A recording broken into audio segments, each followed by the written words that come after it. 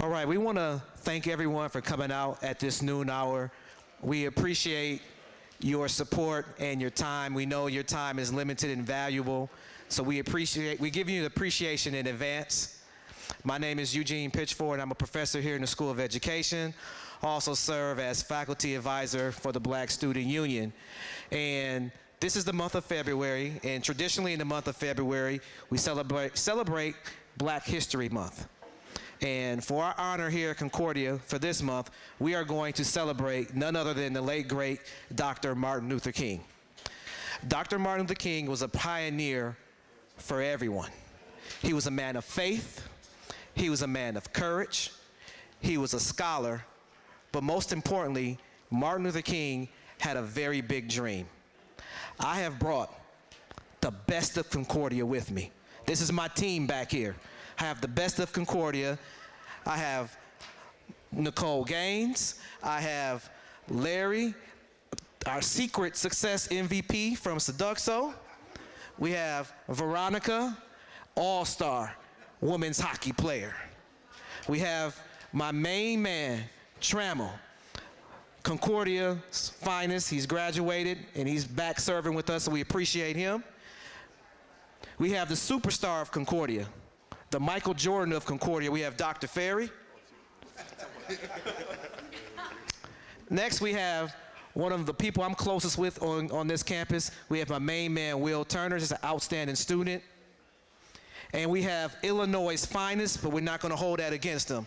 And we have my main man, Robert Woods.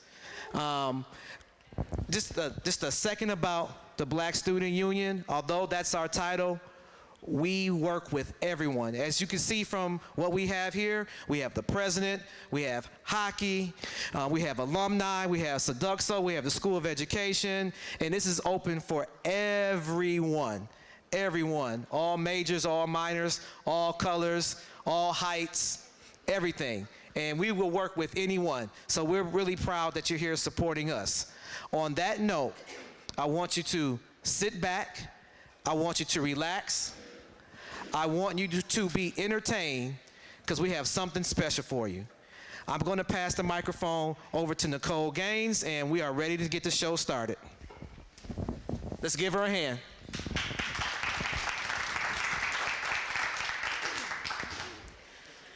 I am happy to join with you today in what will go down in history as the greatest demonstration for freedom in the history of our nation. 50 years ago, a great American, in whose symbolic shadow we stand today, signed the Emancipation Proclamation. This momentous decree came as a great beacon light of hope for millions of Negro slaves who had been seared in the flames of withering injustice. It came as a joyous daybreak to the end of the long night of their captivity. But 100 years later, the Negro still is not free. 100 years later, the life of the Negro is still sadly crippled by the manacles of segregation and the chains of discrimination. 100 years later, the Negro lives on a lonely island of poverty in the midst of a vast ocean of material prosperity. 100 years later, the Negro is still languished in the corners of American society and finds himself in exile in his own land.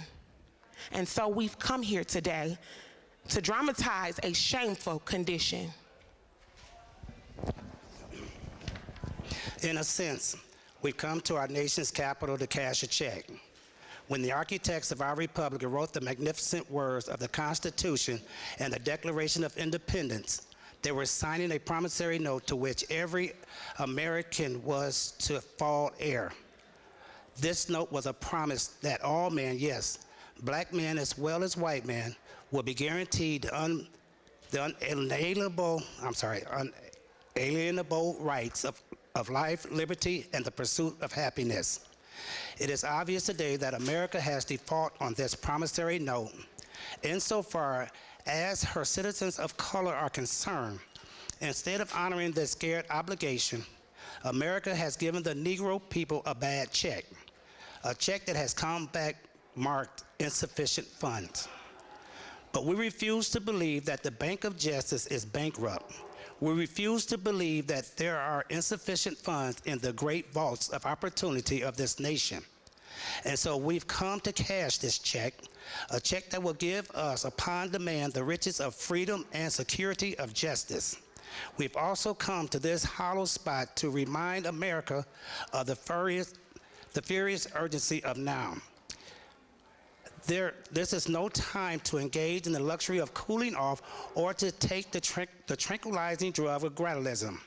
Now is the time to make real the promises of democracy. Now is the time to rise from the dark and desolate valley of segregation to the sunlit path of racial justice.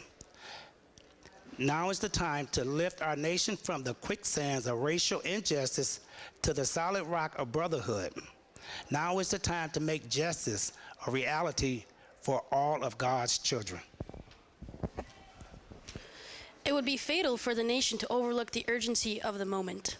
This sweltering summer of the Negro's legitimate discontent will not pass until there is an invigorating autumn of freedom and equality. 1963 is not an end, but a beginning. Those who had hoped that the Negro needed to blow off steam and will now be content will have a rude awakening if the nation returns to business as usual. There will be neither rest nor tranquility in America until the Negro is granted his citizenship rights. The whirlwinds of revolt will continue to shake the foundations of our nation until the bright day of justice emerges. But there is something that I must say to my people who stand on the warm threshold which leads into the palace of justice. In the process of gaining our rightful place, we must not be guilty of wrongful deeds. Let us not seek to satisfy our thirst for freedom by drinking from the cup of bitterness and hatred. We must forever conduct our struggle on the high plane of dignity and discipline. We must not allow our creative protest to degenerate into physical violence. Again and again, we must rise to the majestic heights of meeting physical force with soul force. The marvelous new militancy which has engulfed the Negro community must not lead us to a distrust of all white people. For many of our white brothers, as evidenced by their presence here today, have come to realize that their destiny is tied up in our destiny. And they have come to realize that their freedom is inextricably bound to our freedom. We cannot walk alone. As we walk, we must make the pledge that we shall always march ahead. We cannot turn back. There are those who are asking the devotees of civil rights, when will you be satisfied? We can never be satisfied as long as the Negro is the victim of the unspeakable horrors of police brutality. We can never be satisfied as long as our bodies, heavy with fatigue of travel, cannot gain lodging in the motels of the highways and the hostels of cities. We cannot be satisfied as long as the Negro's basic mobility is from a smaller ghetto to a larger one. We can never be satisfied as long as our children are stripped of their selfhood and robbed of their dignity by signs stating, "For whites only." We cannot be satisfied as long as a Negro in Mississippi cannot vote and a Negro in New York believes he has nothing for which to vote. No, we are not satisfied, and we will not be satisfied until justice rolls down like waters and righteousness like a mighty stream. I'm not unmindful that some of you have come here out of great trials and tribulations. Some of you have come fresh from narrow jail cells. Some of you have come from areas where your quest for freedom left you battered by storms of persecution, staggered by the winds of police brutality. You have been the veterans of creative suffering. Continue to work with the faith that unearned suffering is redemptive. Go back to Mississippi, go back to Alabama, go back to South Carolina, go back to Georgia, go back to Louisiana, go back to the slums and ghettos of our northern cities, knowing that somehow the situation can and will be changed. Let us not wallow in the valley of despair. I say to you today, my friends, so even though we face the difficulties of today and tomorrow, I still have a dream. It is a dream deeply rooted in the American dream. I have a dream that one day this nation will rise up and live out the true meaning of its creed. We hold these truths to be self-evident that all men are created equal. I have a dream that one day on the red hills of Georgia, the sons of former slaves and the sons of former slave owners will be able to sit down together on the table of brotherhood. I have a dream that one day, even in the state of Mississippi, a state sweltering with the heat of injustice, sweltering with the heat of oppression, will be transformed into an oasis of freedom and justice. I have a dream that my 4 little children will one day live in a nation where they will not be judged by the color of their skin, but by the content of their character. I have a dream today. I have a dream that one day down in Alabama, with this vicious racist, with this governor having his lips dripping with the words of interposition and nullification, one day right there in Alabama, little black boys and little black girls will be able to join hands with little white boys and little white girls as sisters and brothers. I have a dream today. I have a dream that one day every valley shall be exalted, and every hill and every mountain shall be made low. The rough places will be made plain, and the crooked places will be made straight. And in the glory of the Lord shall be revealed in the flesh, and shall see it all together. This is our hope.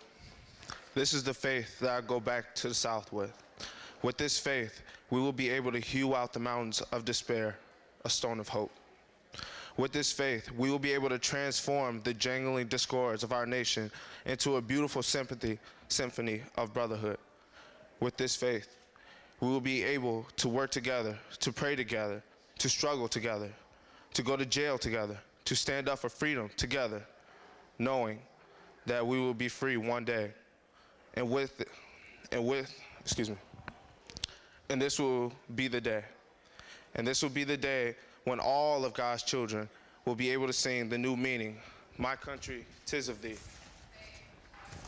Sweet land of liberty, of thee I sing.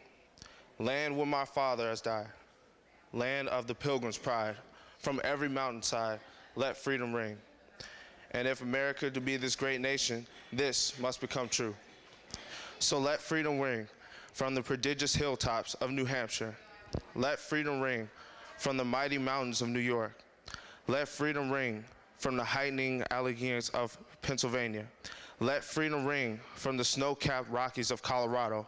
Let freedom ring from the curvaceous slopes of California. But not only that, let freedom ring from the Stone Mountain of Georgia. Let freedom ring from the Lookout Mountain of Tennessee.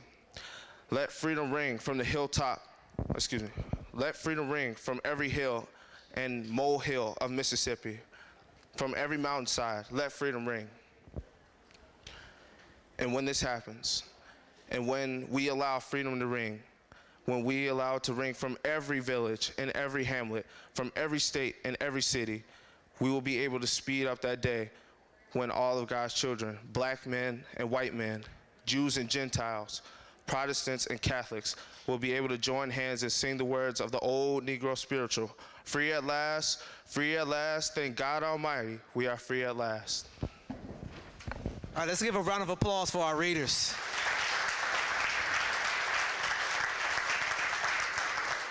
I am so proud of each and every one of, I don't know if this is happening to you, but I have goosebumps on my arms. So I really personally thank each and every one of you. We really appreciate it. And to the audience, we hope that you are re-inspired. We don't want to inspire you. We want to re-inspire you. And since I am in the School of Education, it's only right that I give each and every one of you, even our team up here, our All-Stars, a homework assignment. So I know this is the 4th week, 5th week of school, 4th week, but I'm going to give you a homework assignment. And your homework assignment is reflect upon your dreams. What is your dream?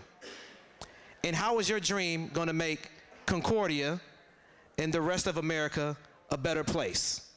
So that's your homework assignment. On that note, we thank each and every one of you for coming out, spending a little bit of time with us.